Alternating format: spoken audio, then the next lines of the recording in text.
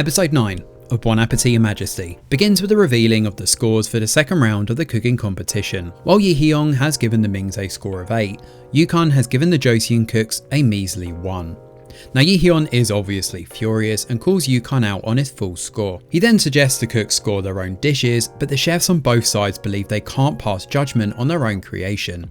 Eventually, Yi Hyun concedes and declares the round a tie. Afterwards, Yi Hyun calls Ji Young for a meeting with him, but uses the opportunity to give her a cup of tea and allows her to rest.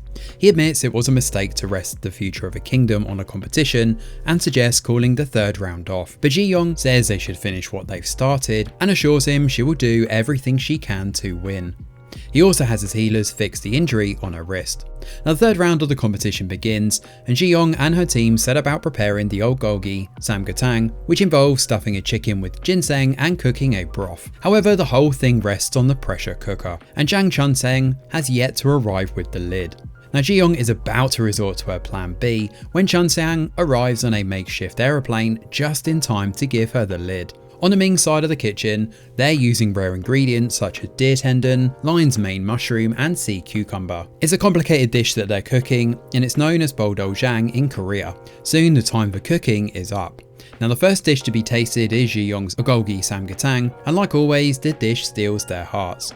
When it's time for the Ming's dish, everyone wipes their bowls clean. To ensure a fair score, the royals tell the cooks to taste each other's dishes and give them scores. The issue with this though is that Kong Wenli, one of the Ming cooks, is unable to eat food.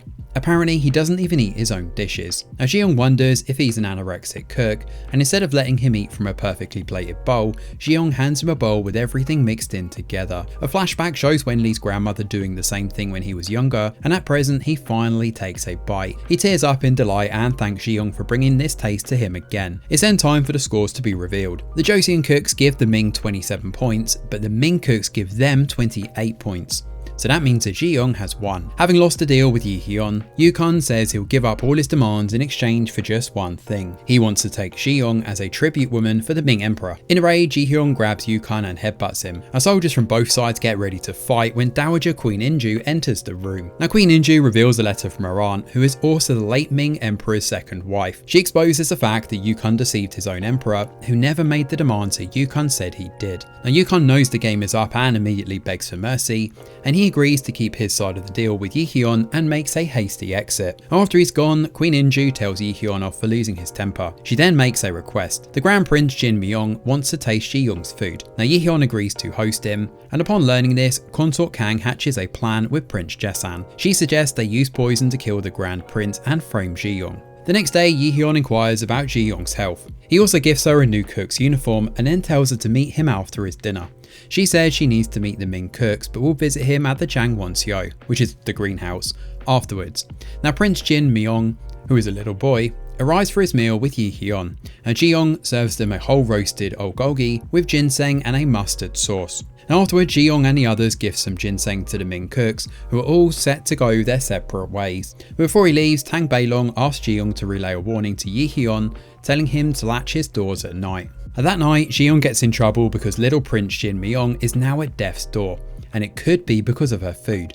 And the boy's mother has Ji Young captured and even tortured in order to get a confession. Yi Hyun, oblivious to these events, waits for Ji Young at the Jangwon-seo, leaving everything hanging in the balance. And episode 9 offers another solid episode here, wrapping up the competition nicely with the Ming chief envoy getting what he deserved and the cooks on both sides leaving with heightened respect for one another. The exchange between Ji Young and Tang Beilong is particularly sweet, as is the relationship they have developed over the last few episodes. And while Queen Inju did swoop in to save the day, it was pretty satisfying to watch Yi Hyun headbutt Yukon.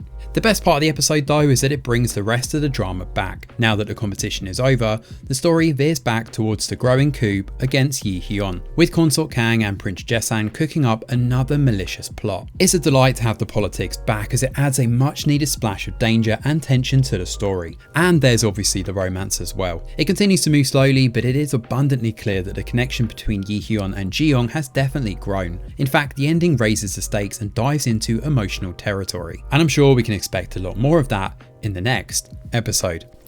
Thanks for watching, and do let us know your thoughts in the comments below. Smash a like or subscribe to the channel, your support is very much appreciated. I'm Greg Wheeler, and from all of us over here at The Review Geek, we'll see you on the next video.